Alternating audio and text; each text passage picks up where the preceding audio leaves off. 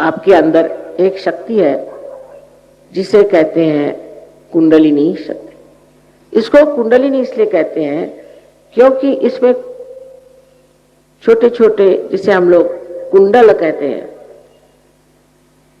Circular, वैसे 3.5 circular कुंडलों से बनी हुई ये शक्ति, और इसको स्त्री का रूप हम मानते हैं।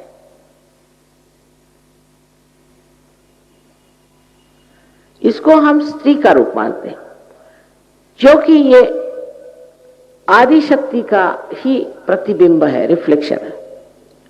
अगर परमात्मा की शक्ति आदि शक्ति है, यानी उनकी इच्छा, उनकी शुद्ध इच्छा, उनकी जो इच्छा है वही अगर हमारे प्रतिबिंबित है तो वो कुंडलिनी स्वरूप है।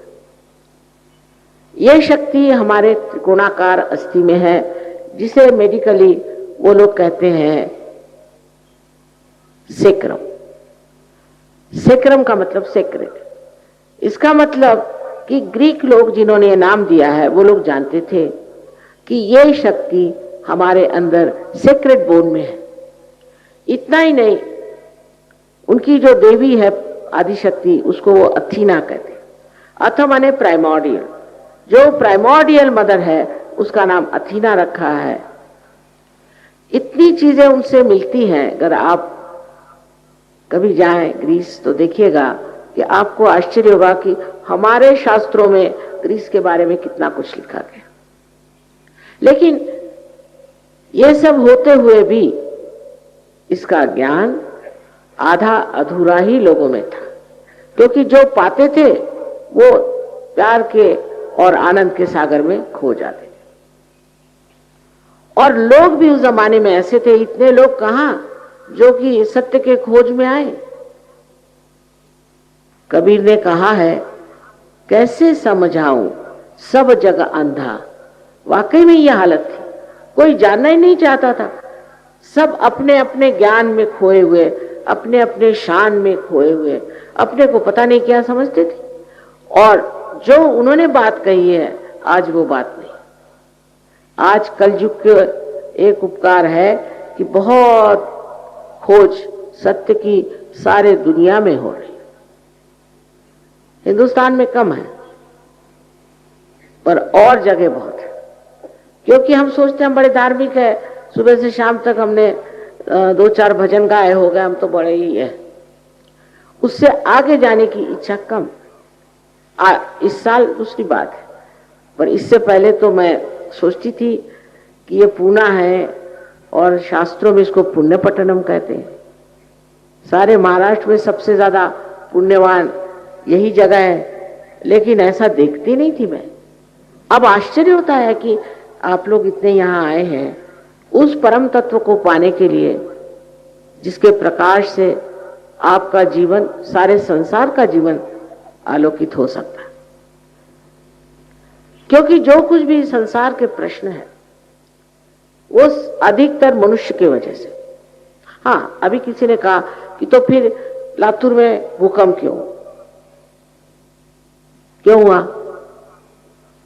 यहां पर 3 साल मैंने भाषणों में कहा कि आपके यहां जरूर भूकंप होगा।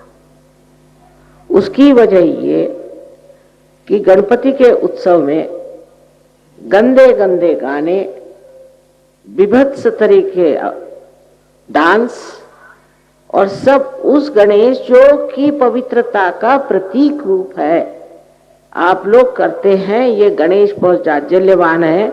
आप नहीं सोचे कि सिर्फ मिट्टी का गणेश है। और एक दिन जब भड़केगा तो इस महाराष्ट्र में भूकंप आएगा और आने वाला है। और यहां 4 गणेश वर्तमान है। वो स्वयंभू है।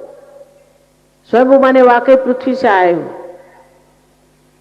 और आप उनमें जाके जब आत्म साक्षात्कार पे देखिएगा तो सब में से चैतन्य बैठा। और वहां पर हमारे लोग गणपति की ऐसी विभत्स विटंबना करें सो गणपति नहीं सहन कर सकेंगे। वो बहुत जाज्वल्यमान है। और अब वही हुआ। एक लातूर ही ऐसा हमारा सेंटर था जहां मैं नहीं गई, और वहां पर ये बड़ा भारी भूकंप हुआ। बहुत दुख की बात है, क्योंकि चतुर्दशी के दिन के बाद गणपति विसर्जित करके सब लोग आए और शराब पी के नंग धुड़ंग होके नाच रहे और सब गड़प होगा। और दूसरी आश्चर्य की बात है, आप पता करें कि एक भी सहयोगी के घर में जरा सी भी कोई ऐसी लकीर भी नहीं आई और एक भी सहयोगी मरा नहीं। अब आप कहेंगे कि मां ये कैसे, आप जाके पता करें।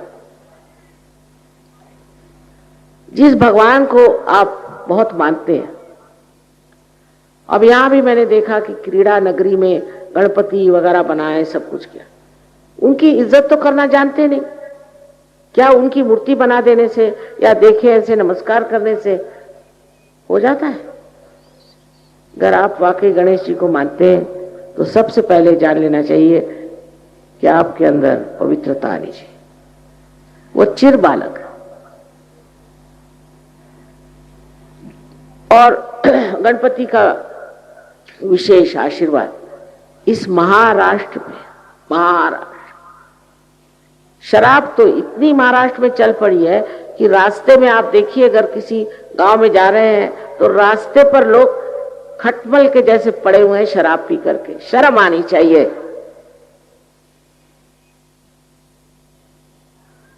इतनी शराब जो महाराष्ट्र में आ गई, मैंने तो सोचा था मैं महाराष्ट्र में प्रोग्राम ही नहीं करूं। औरतें, आदमी सब बेशर्म जैसे शराब पीते हैं और इसका परिणाम जो होगा वो मैं जानती हूं, बहुत भयंकर। लेकिन आत्म साक्षात्कार के बाद आप पी नहीं सकते। आप कोशिश कर लीजिए, आप पी नहीं सकते। क्योंकि अगर किसी का शराब मत पियो तो आधे लोग उठ के चले जाएंगे, अरे ये कैसे का, हमारा तो सारा ही मजा करके किरकिरा हो, हम कैसे रहेंगे बगैर शराब के। बाप रे बाप, ये तो बहुत ही आफत आ गई। लेकिन आपको हैरानी है कि एक बार सहज के गली में आ जाओ, फिर आप शराब की तरफ नहीं जाएंगे, क्योंकि अपना ही आनंद आत्मा का इतना ज्यादा और सुखद है कि फिर कौन शराब पीने चला। अपने आप छूट जाए। ये सारी आदतें हमारे यहाँ इंग्लैंड में वगैरह बहुत से लोग आए थे, सब ड्रग एडिक्ट्स, उनकी ड्रग्स एक रात में छूट गई। मैं झूठ नहीं बोल रही, ये सही बात है। एक रात में उनकी छूट गई। वो चाहे कुछ उस पर सोचे या न सोचे, दूसरे दिन से वो पी ही नहीं सकते। क्योंकि क्या होता है, अगर समझ लीजिए मैं एक जिद्दी औरत हूं और किसी को सुनती नहीं, अधिकतर आजकल ऐसे ही लोग हैं। हाथ में मेरे सांप, और सांप को पकड़े हुए जोर से, और किसी ने बताया कि आपके हाथ में सांप है, आपको काटेगा।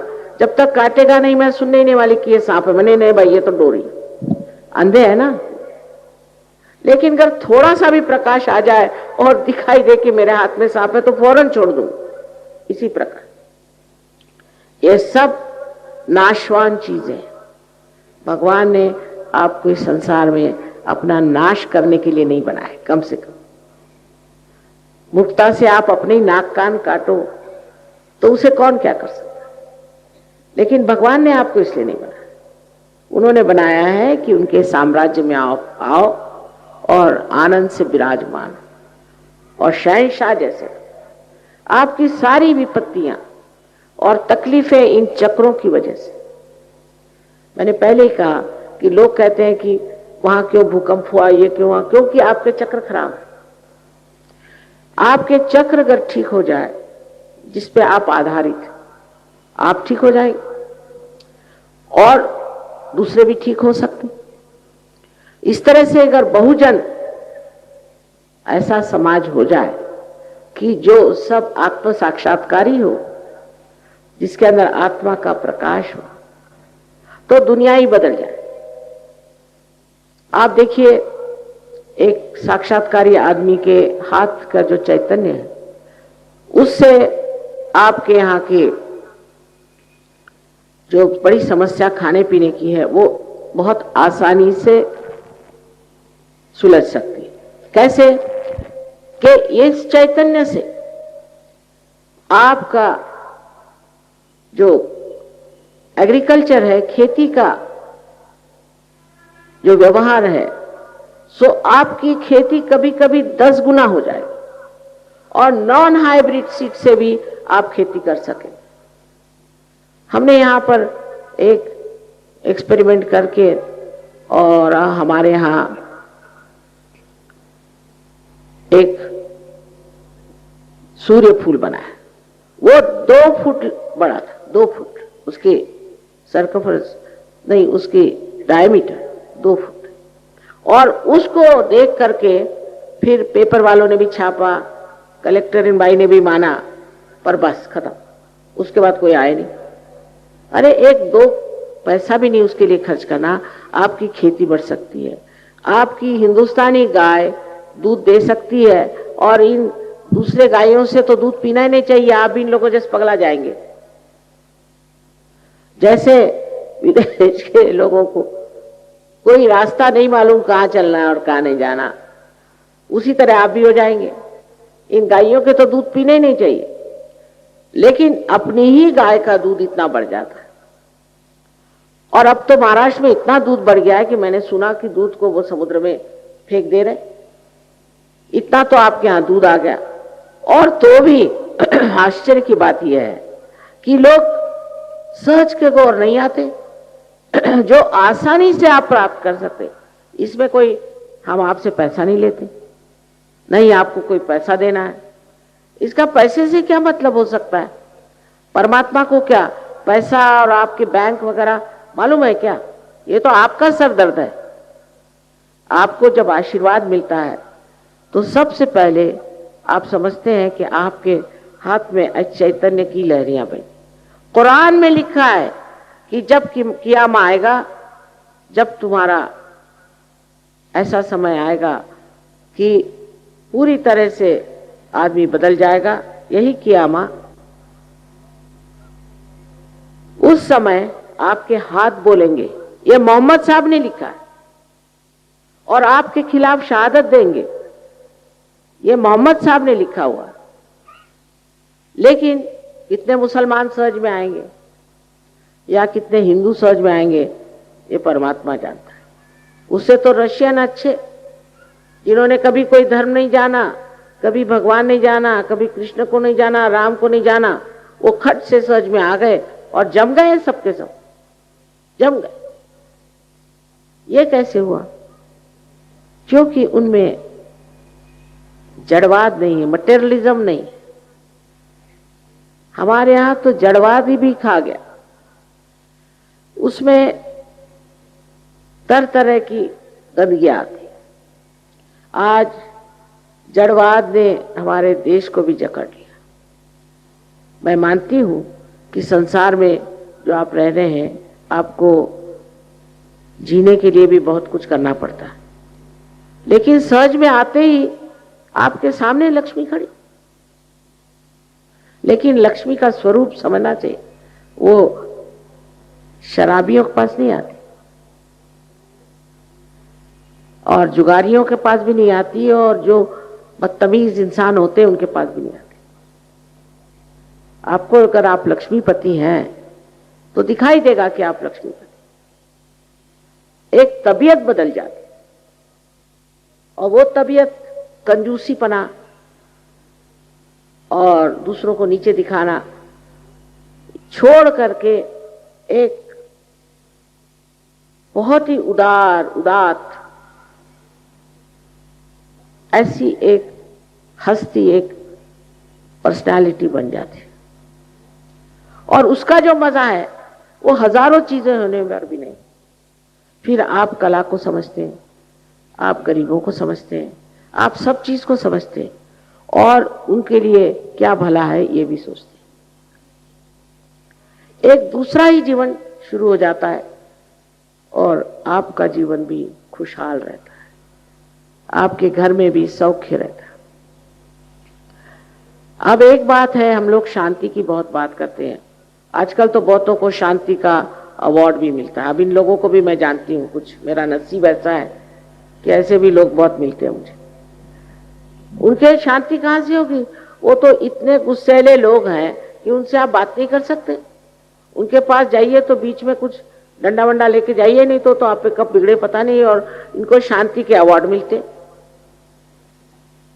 जिसके अंदर शांति नहीं, वो कौन सी शांति बाहर दे सकता है बताइए? आपके शांति का स्थान अंदर है। तो कुंडलिनी के जागरण के वक्त उस स्थान पर, उस मौके पर आप पहुंच जाते। वो आपका मुकाम, जहां आप शांत हो जाते। वो इस प्रकार की एक विचार उठ के गिर जाए, दूसरा विचार उठकर गिर जाए, आप हर समय नाचते रहते हैं, या तो भविष्य की ओर और या तो भूतकाल की ओर। सब विचार वहीं से आते। वर्तमान में आप खड़े नहीं हो सकते। अगर आपसे कहा जाए इस वक्त आप वर्तमान में खड़े नहीं हो सकते। आपका चित्त फौरन आगे जाएगा या पीछे जाएगा।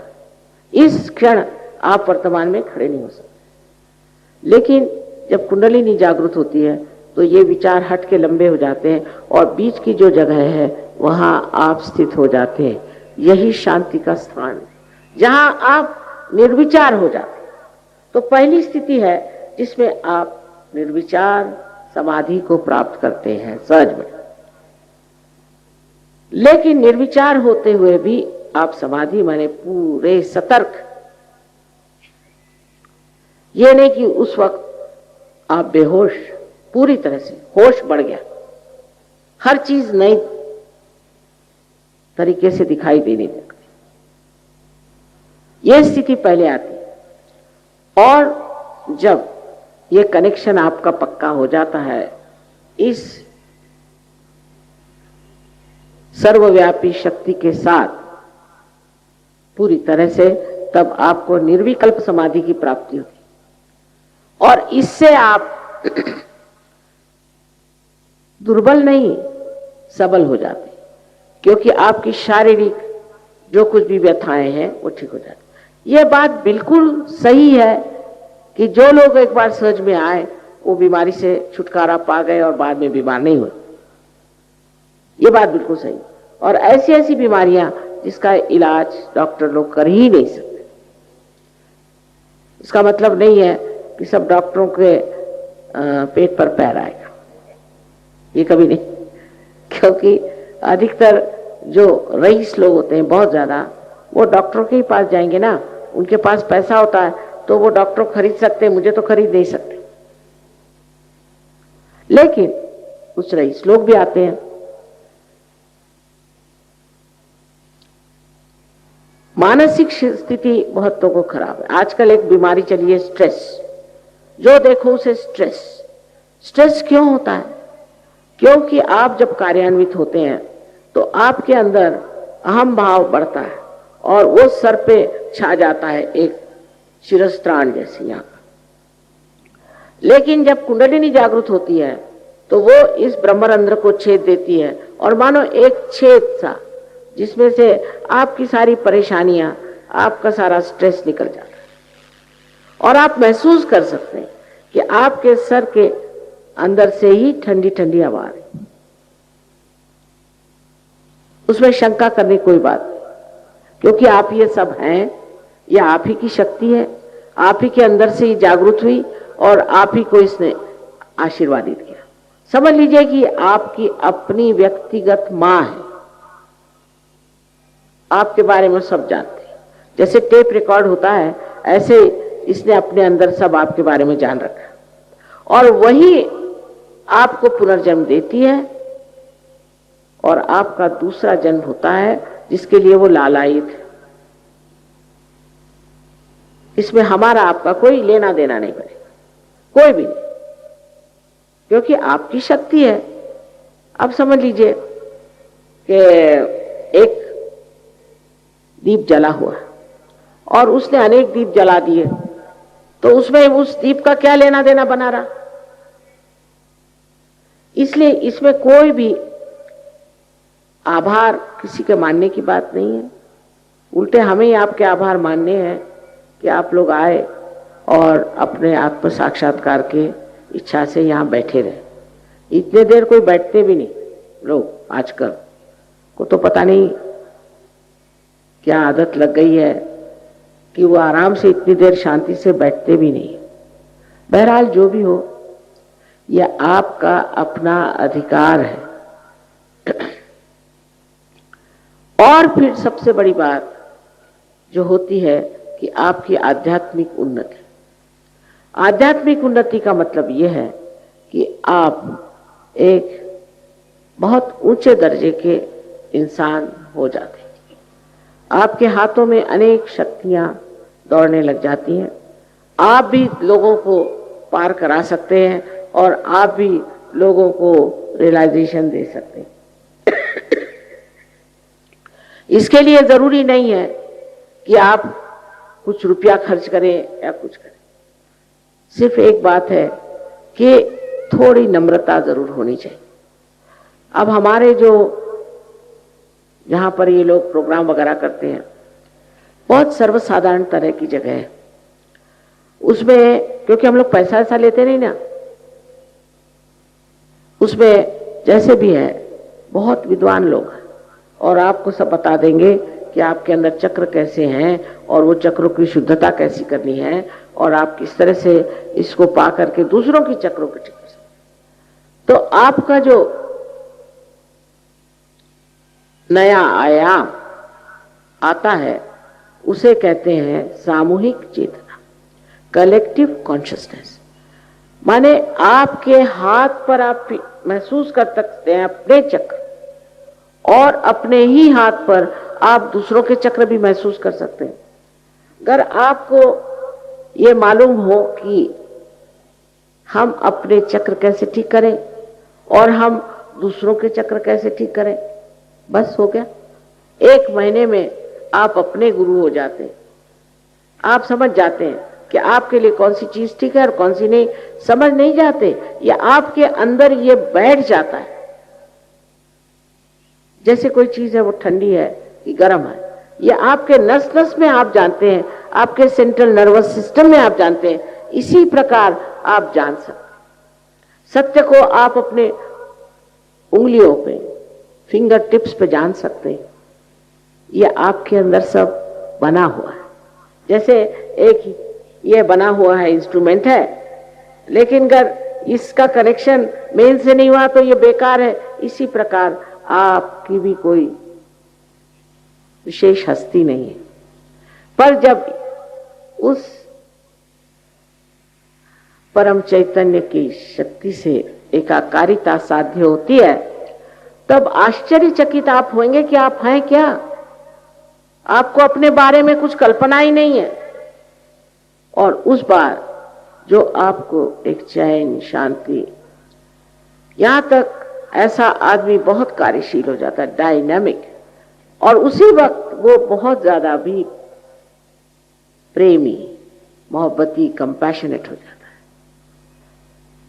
उसके आगे सिर्फ एक ही बात रहती है कि मैं किस तरह से सबका भला कर सकूं। बड़ा आनंद। इसके लिए कोई किताबें पढ़ने की जरूरत नहीं है, कुछ नहीं है। बहुत से लोग कहते हैं मां आपकी किताब दे दो, मत पढ़ो, बेकार। पहले आत्म साक्षात्कार को प्राप्त करके और उसको पूरी तरह से जमा लो, एस्टैब्लिश करो, उसके बाद पढ़ो। कबीरदास जी ने कहा है, पढ़ी पढ़ी पंडित मूर्ख भये। इस पूना में ही मैंने ऐसे बहुत से देखे हैं, औरों की क्या कहूं। जो ज्यादा पढ़े हैं, इतने बुद्धिवादी हैं कि उनसे आप बात ही नहीं कर सकते। वो कुछ बोलिए, वो किताबी बताने लगता है, भाई तुमने कुछ लिखा है, तुम्हारा कोई विचार है कि तुम इसने कहा, उसने कहा, उसने कहा, उसने कहा। लेकिन जो चीज आपके भले के लिए, जो आपके हित के लिए है, बेनेवलेंस के लिए है, उसको, उससे क्यों मुंह मोड़ा जाए, उसको क्यों न पा लिया जाए। ये मेरी समझ में नहीं आता था, पर अब देखती हूं कि लोग समझ रहे हैं और समझ रहे हैं कि हमारी जिंदगी जो है वो किसी न किसी विशेष रूप के लिए बनी हुई। इसलिए नहीं कि पैदा हो और बच्चे पैदा करो और उसके बाद इंश्योरेंस करो और मर जाओ, इसके लिए नहीं। इसे